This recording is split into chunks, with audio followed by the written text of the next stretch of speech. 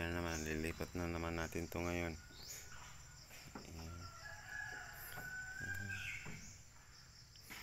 Sure, in the routine pag umaga, ganito lang yan sila. Ayan, ganyan lang yan.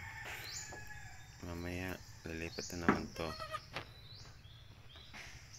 Yan ang trabaho ko tuwing umaga. O, diba? Kaya busy na ako ngayon. Busy, alaga ang kambing.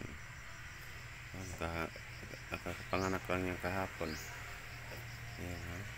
O, diba? Bagot.